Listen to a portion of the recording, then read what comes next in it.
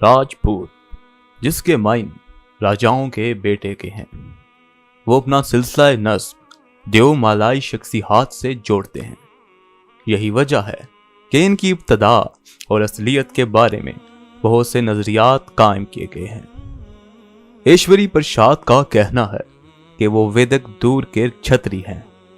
بعض کا کہنا ہے کہ یہ سیتھن اور ہن حملہ آوروں میں سے ہیں، جن میں سے بعض راجپوتانہ میں مقیم ہو گئے تھے اور انہوں نے گونڈوں اور بھاروں کے ساتھ برہمنی مذہب کو قبول کر کے فوجی طاقت حاصل کر لی تھی۔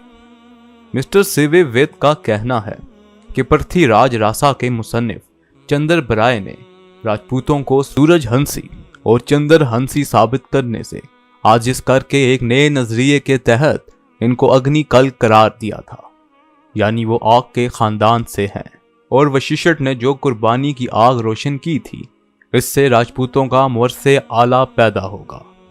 لیکن اب بعض فاضل ہندوؤں نے اس شاعرانہ افسانے سے انکار کیا ہے، اور زیادہ تر کا خیال ہے کہ راجپوتوں کی قوم کی رگوں میں غیر ملکی خون ہے۔ جیمز ڈارڈ نے اپنی مشہور کتاب تاریخ راجستھان میں اس نظریے کی تائید کی ہے اور راجپوتوں کو وسط ایشیائی سیتھن قبائل کے قریبی قرار دیا ہے۔ جیمز ڈارڈ کا کہنا تھا کہ عہد قدیم سے محمود غزنوی کے دور تک بہت سی اقوام ہند پر حملہ آور ہوئی اور راجپوتوں کی 36 راج کلی میں شامل ہیں۔ اہم بات یہ ہے کہ ان کے دیوتا، ان کے شجرہ نسب اور ان کے قدیم نام اور بہت سے حالات و اتوار چین، تاتار، مغل، چٹ اور ستھیوں سے بہت مشابہ ہیں۔ اس لیے بآسانی اندازہ ہو سکتا ہے کہ راجپوت اور باقی ذکر کی گئی اقوام ایک ہی نسل سے تعلق رکھتی ہیں۔ 7ویں صدی عیسوی میں ہیونگ تسانگ نے راجپوت کا کلمہ استعمال نہیں کیا۔ عرب حملوں کے زمانے یعنی 8ویں سے 11ویں صدی عیسوی کے حوالے سے بدھ پرکاش لکھتا ہے کہ لفظ کشتری کم دیکھنے میں آیا ہے اور راجپوتوں کی اصطلاح عام نہیں ہوئی تھی۔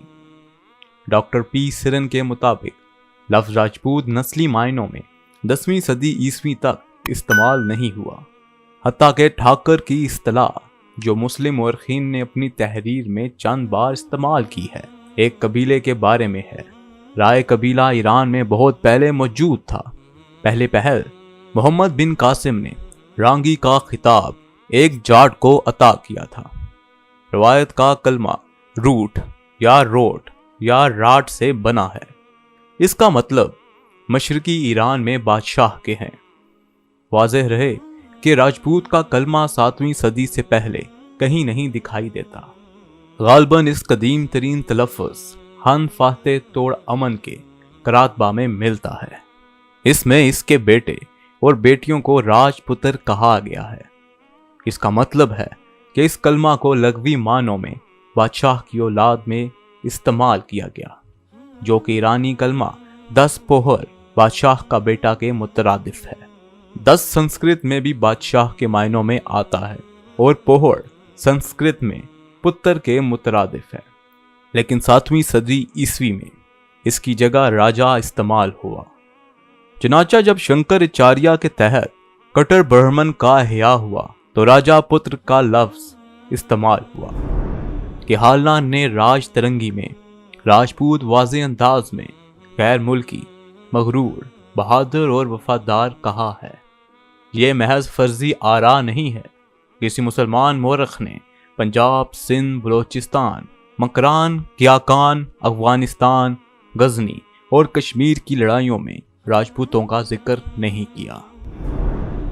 سی وی ودیا ہسٹری لکھتے ہیں کہ جب بدھ مذہب کے زیر اثر ہندوؤں میں جنگی روح ختم ہو گئی تو راجپوتوں نے موقع پا کر ملک کے مختلف حصوں پر اپنی حکومتیں قائم کر لی۔ بقول سمتھ کے ہرش کی وفات کے بعد مسلمانوں کی آمد تک یعنی اندازاً 7ویں صدی عیسوی سے لے کر 12ویں صدی عیسوی تک کے زمانے کو راجپوتوں کا دور عہد کہا جاتا ہے۔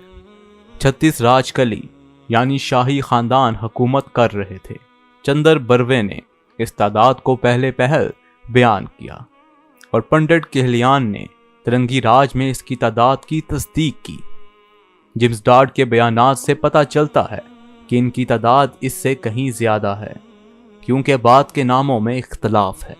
چھتیس راج کلی میں برصغیر کا پہلا تاریخی خاندان موریہ خاندان اس میں شامل ہے۔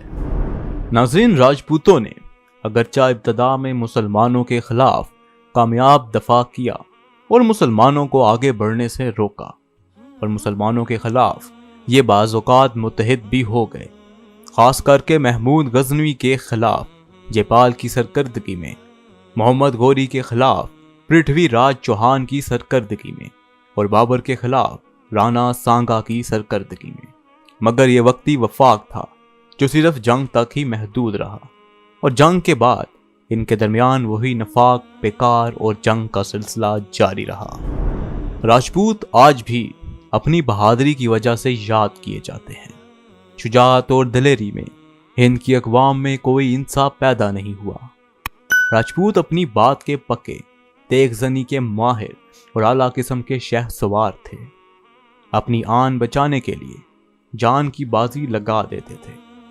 راجپوتوں نے اپنی خوبیوں کی بدولت کافی عرصہ 7ویں صدی عیسوی تا 12ویں صدی عیسوی تک برصغیر میں حکومت کی اور ایک تہذیب قائم کی، لیکن اپنی ہی برائیوں کی بدولت ان کی طاقت کو زوال آ گیا اور انہیں بیرونی حملہ آوروں کے مقابلے میں پسپا ہونا پڑا۔ راجپوت نہ صرف میدان جنگ میں جوہر دکھاتے تھے بلکہ عمدہ انسان اور اعلیٰ میزبان تھے۔ مہمان نواز اور سخاوت کا جذبہ ان میں موجود تھا۔ راجپوت آرٹ، ادب اور موسیقی کے دل دادا تھے۔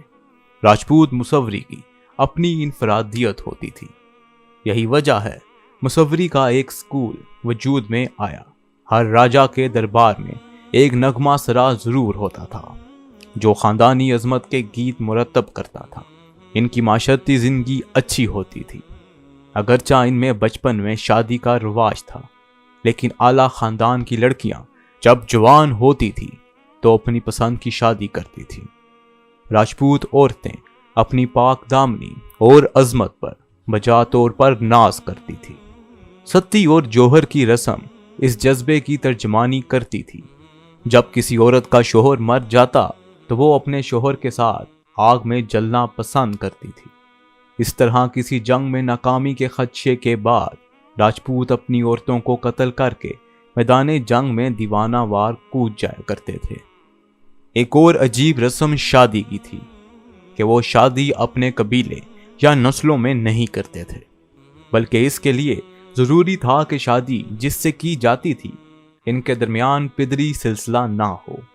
راجپوت رانا، راؤ، راول، راجا اور راجن وغیرہ بطور لائقہ استعمال کرتے تھے۔ ان تمام کلمات کے معنی راج کرنے والوں کے ہیں۔ مسلمانوں میں سے مغلوں نے راجپوتوں کے جنگی جذبے سے فائدہ اٹھایا اور راجپوتوں کو اپنے لشکر میں کثرت سے بھرتی کیا۔ مغلوں کی اکثر فتوحات راجپوتوں کی منہون منت تھی۔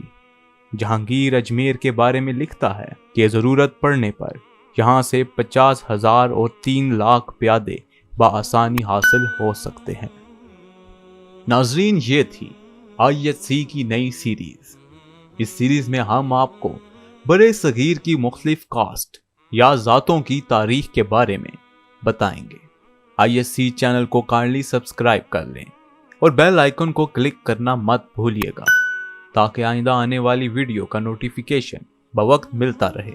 آپ اپنا ڈھیر سارا خیال رکھیے گا۔ ہماری اگلی ویڈیو آنے تک اللہ حافظ۔